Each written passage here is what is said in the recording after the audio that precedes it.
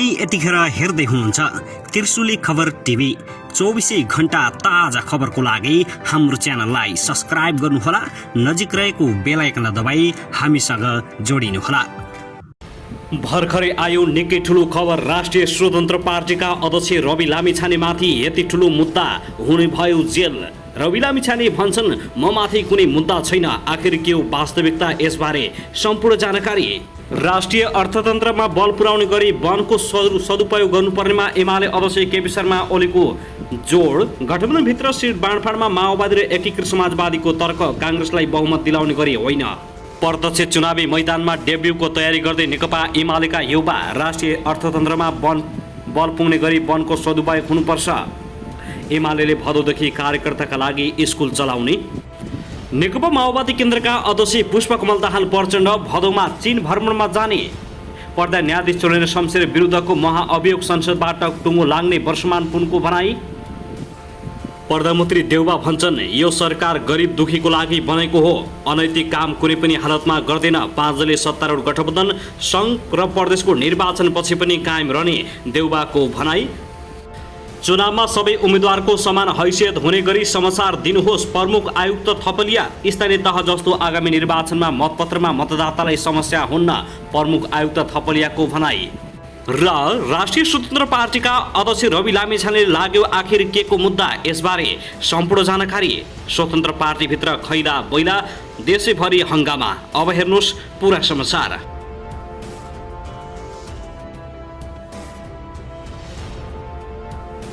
दर्शक महानुभाव नमस्कार, तपाईलाई हार्दिक स्वागत छ हाम्रो च्यानल त्रिशुली खबर टिभीमा।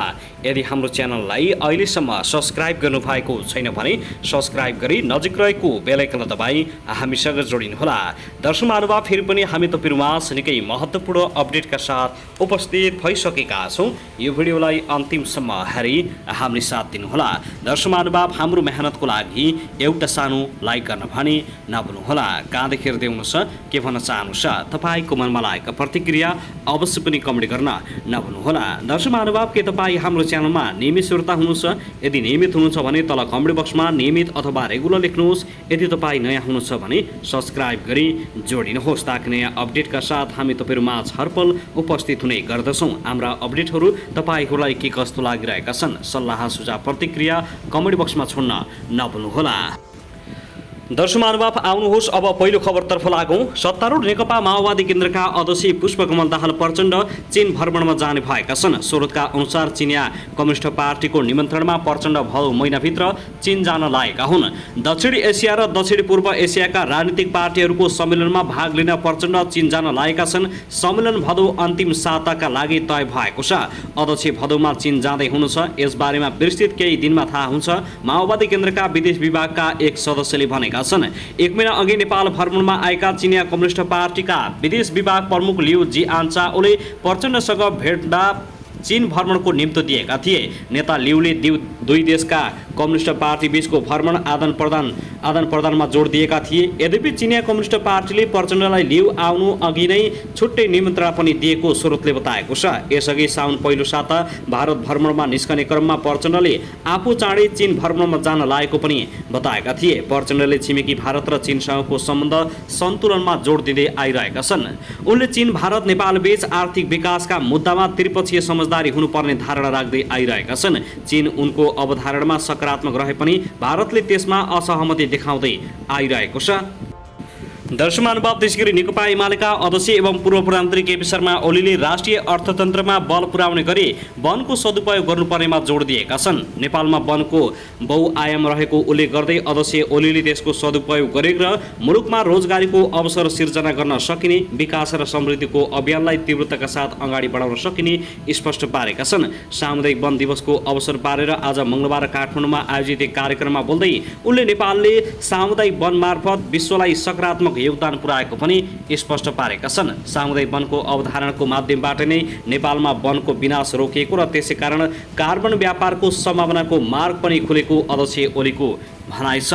अध्यक्ष ओलीले नेपाल वन र वनस्पतिका लागि अनुकूल भूमि भएको भन्दै यसैको सदुपयोग गरेर अगाडि बढ्दा सिङ्गो मानव जातिको हित हुने धारणा राखेका छन्। केही समय अघि वैज्ञानिक वन व्यवस्थापनको नाममा वन विनाशको काम सुरु भए पनि आफू नेतृत्वको सरकारले त्यसलाई रोकेर दिगो वन व्यवस्थापनको नीति अगाडि सारेको ओलीको दाबी छ। दर्शक महानुभाव, त्यसैगरी नेकपा माओवादी केन्द्रका सांसद वर्षमान पुनले प्रधान न्यायाधीश सोलेर शमशेर जबरा विरुद्धको महाअभियोग यही संसदबाट टुङ्गो लाग्ने दाबी गरेका छन्। आज संसद बाहिर मङ्गलबार सञ्चारकर्मीहरूसँग संक्षिप्त कुराकानीमा उनले प्रधान न्यायाधीश सोलेर शमशेर जबरा विरुद्धको महाअभियोगको टुङ्गो लगाउनु पर्ने बताएका हुन्। सोही अनुसार नै महाअभियोग अगाडि बढाइसकेको स्पष्ट पारेका छन्। उनले समितिले छिट्टै अध्ययन र अनुसन्धानका काम गरेर आफ्नो जिम्मेवारी पूरा गर्ने कुरामा माओवादी केन्द्र आशावादी रहेको बताएका छन्। 3 महिना भनेको अधिकतम समय उल्लेख गर्दै यसलाई टुङ्गोमा पुर्याउने गरेर महाअभियोग अगाडि बढाइएको उनको भनाइ छ।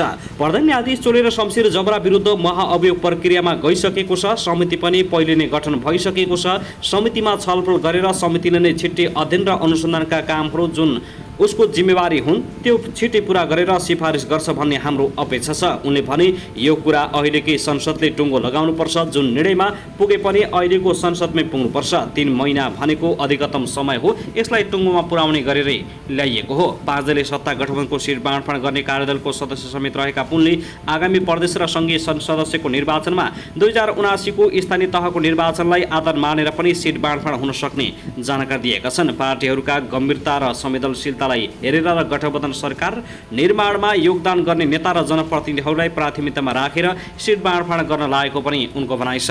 हामी सङ्घ र प्रदेशको निर्वाचनमा जाँदैछौँ। सामान्यतया 2074 मा हाम्रो एउटा मत छ, त्यसलाई आधार बनाएर जाउँ भन्ने कुरा छ। कति साथीहरूले 2079 को स्थानीय तहको निर्वाचनलाई आधार बनाएर सिट बाँडफाँड हुनुपर्ने कुरा उठाएका छन्। पार्टीहरूका गम्भीरता र संवेदनशीलतालाई पनि हेरेर व्यावहारिक रूपले पहिले नीतिगत व्यवस्था गरौँ, निश्चित आधार बनाऊ र सिटहरू बाँडफाँड गर्ने कुरा भएको छ। अहिलेको संसदमा कुनै न कुनै रूपले प्रतिनिधित्व गर्ने सांसदहरूले आफ्नो निर्वाचन क्षेत्रमा फेरि उम्मेदवारी दिने वा सम्बन्धित पार्टीले त्यो क्षेत्रमा दाबी गर्ने कुरा स्वाभाविक भएको उनको भनाइ छ। दर्शक महानुभाव, त्यसैगरी नेकपा एमालेका सांसद प्रदीप कुमार गेवालले आगामी सङ्घ र प्रदेशको निर्वाचनमा आफूहरूले गठबन्धन गर्ने कुरालाई प्राथमिकतामा नराखेको बताएका छन्। आज मङ्गलबार संसद बाहिर सञ्चारकर्मीहरूसँग कुराकानी गर्दै गठबन्धन बाहिरका एजेन्डा मिल्ने दलहरूसँग भने छलफल गरेर केही ठाउँमा सहकार्य हुन सक्ने बताएका हुन्। गठबन्धन बिना अगाडि बढ्न सकिँदैन भन्ने भरम नेकपा एमालेमा नरहेको उल्लेख गर्दै आफ्नो खुट्टामा उभिएर चुनाव लड्ने बताएका छन्। उनले कमजोरले अरूको साथ खोज्ने तर बलियोले एक्लै लड्ने सामर्थ्य राख्ने बताएका छन्। सत्ता गठबन्धनसँग सामना गर्ने भनेको हाम्रो मुख्य शक्ति जनताको जनमत हो। त्यसैले हाम्रो ध्यान जनमतलाई कसरी अभिवृद्धि गर्ने र पार्टीलाई बहुमतमा पुग्ने गरी जनताको बीचमा बलियो गरेर स्थापित गर्ने भन्ने कुरा हो। गठबन्धन हाम्रो प्राथमिकतामा होइन। उनले भने गठबन्धन बाहिरका दलहरूसँग छलफल हुन सक्छ तर गठबन्धनले निर्माण गरेर हाम्रो छलफल अगाडि बढेको छैन र गठबन्धन बिना अगाडि बढ्न सकिँदैन भन्ने भरम पनि छैन। हामी आफ्नो खुट्टामा उभिएर लड्छौँ तर हिँड्दै जाँदा एजेन्डाहरू मिल्ने साथीहरू भेटिनु भयो भने कतिपय ठाउँमा सहकार्य पनि हुन सक्छ। काङ्ग्रेससँग 165 सिटमा एक ठाउँमा पनि प्रतिपक्षसँग एक्लै लड्ने आँट नरहेको दाबी गरेका छन्। दर्शक महानुभाव, त्यसैगरी नेपाल समाजवादी केन्द्रका अध्यक्ष बाबुराम भट्टराई मङ्गलबार प्रधानमन्त्री शेरबहादुर देउवालाई भेट्न बालुवाटार पुगेका छन्। प्रधानमन्त्रीको सरकारी निवास बालुवाटारमा यी दुई नेताबीच केही बेर अगाडि भेटवार्ता सुरु भएको केन्द्रका नेता विश्वदीप पाण्डेले जानकारी दिएका छन्। भेटमा भट्टराईसँगै पार्टीका अर्का अध्यक्ष महेन्द्र राई यादव पनि सहभागी रहेका छन्। दुई नेताबीच आगामी सङ्घ र प्रदेश सभाको चुनावी तालमेल, सत्ता गठबन्धन लगायत समसामयिक राजनीतिबारे छलफल हुने भएको छ। केही समय अघि जनता समाजवादी पार्टी जसपामा कारवाहीमा परेपछि नयाँ राजनीतिक दल नेपाल समाजवादी केन्द्र राखेका भट्टराईले चुनावको मिति घोषणा भइसके चुनावी तालमेलबारे उच्च स्तरीय भेटघाट सुरु गरेका छन्। दर्शक महानुभाव, त्यसैगरी नेकपा एमालेका महासचिव शङ्कर पोखरेलले प्रदेश सभा र प्रतिनिधि सभा निर्वाचनमा पनि गठबन्धन गर्ने सत्तारूढ दलहरूको निर्णय अराजनीतिक भएको टिप्पणी गरेका छन्। आफ्ना नीतिमाथि विश्वास र भरोसा नभएका राजनीतिक दलहरूले मात्रै निर्वाचनमा गठबन्धन गर्ने जिकिर गर्दै महासचिव पोखरेलले यस्तो बताएका हुन्। आज मङ्गलबार निर्वाचन आयोगमा दल दर्ताका लागि पुगेका उनले निर्वाचनमा कुनै दलले बहुमत ल्याउन नसकेको अवस्थामा सरकार निर्माणका लागि गठबन्धन गरेर जाने कुरा लोकतन्त्रमा हुने गरेको भए पनि चुनावमा गठबन्धन गरेर जाने कुरा भने हुने नगरेको दावी गरेका छन्। महासचिव पोखरेलले गठबन्धन सत्तारूढ गठबन्धनसँग कुनै नीति उद्देश्य र लक्ष्य नभएकाले आफ्नो स्वार्थका लागि जे गर्न पनि तयार हुने गरेको आरोप लगाएका छन्। अहिले 5 दलीय गठबन्धन नीतिको प्रश्नमा, उद्देश्यको प्रश्नमा, लक्ष्यको प्रश्नमा स्पष्ट छैन भने त्यसको मुलुकलाई सही बाटो दिन कसरी सक्छ? कहिलेकाहीँ जनताले दिएको म्यान्डेटमा कुनै दल विशेषले बहुमत ल्याउन सकेन भने सरकार निर्माणका समयमा गठबन्धन गर्ने वा दुनियाँको लोकतन्त्रमा पाइन्छ उनले भने। तर चुनावमा गठबन्धन गर्ने कुरा भनेको अराजनीतिक कुरा हो। एक प्रकारले आफ्ना नीतिमाथि विश्वास र भरोसा नहुने कुरा हो। यो कुराप्रति नेकपा एमाले सहमत छैन। महासचिव पोखरेलले नेकपा एमाले आफ्नो नीति छाडेर कुनै पनि खालको चुनावी गठबन्धन गरेर जाने पक्षमा नरहेको स्पष्ट पारेका छन्। दर्शकहरू, त्यसैगरी नवगठित राष्ट्रिय स्वतन्त्र पार्टीका अध्यक्ष रवि लामिछानेले अमेरिकामा आफ्नो ऋण र सम्पत्ति दुवै नभएको स्पष्टीकरण दिएका छन्। साथै संसारमा कतै पनि आफू विरुद्ध कुनै मुद्दा नरहेको उनको भनाइ छ। लामिछाने विरुद्ध अमेरिकामा विभिन्न मुद्दा चलिरहेको भन्दै सामाजिक सञ्जालमा चर्चा भएपछि उनले स्पष्टीकरण दिएका हुन्। उनले अमेरिकामा आफ्नो जायजेथा सबै बिक्री गरिसकेको र ऋण पनि चुक्त गरिसकेको बताएका छन्। उनी लेख्छन्, अमेरिकामा सबै ऋण नतिरी जायजेथा बेच्न मिल्दैन। मैले सबै तिरो तारो पारेर आइसकेको छु। न मेरो नाममा ऋण बाँकी छ, न मेरो नाममा कुनै सम्पत्ति। उनले ओपन लेखिएको एउटा केसमा तिर्नु पर्दैन भनेर वादीले नै फिर्ता गरेको उल्लेख गरेका छन्। लामिछानेका अनुसार निश्चित समयपछि त्यो पनि क्लोज हुने देखिन्छ। मैले मेरो बक्यौता तिर्ने कर सकेसम्म कम तिर्ने सोच राखेको छु। भागेको, लुकेको, ठगेको केही पनि होइन। भुलेको भए बेग्लै कुरा, तर मैले नियतवश व्यक्तिगत लेनदेन समेत गरी कसैलाई केही तिर्नुपर्ने बाँकी राखेको छैन, उनले लेखेका छन्। उनी थप्छन्, यो दुनियाँमा आजका मितिमा मेरा विरुद्ध कुनै मुद्दा भएको मलाई थाहा छैन। थाहा पाए भने अघिल्लो जन्मको समेत तिर्नेछु।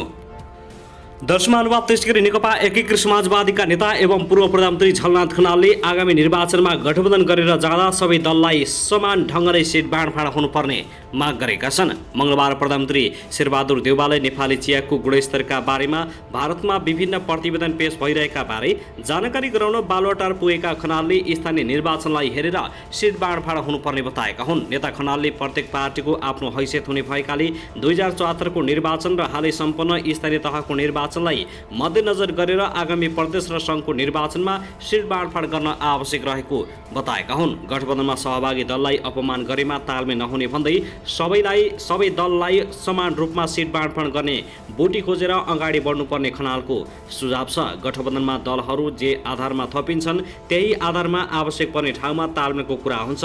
तालमेल गर्दा प्रत्येक पार्टीको आफ्नो हैसियत हुन्छ। 2074 को निर्वाचनको कुरा, भर्खरै सम्पन्न स्थानीय तहको निर्वाचनको परिणाम, यी सबै आधारमा उभिएर सबैलाई समान हुने ढङ्गले हामीले तालमेल गर्नुपर्छ।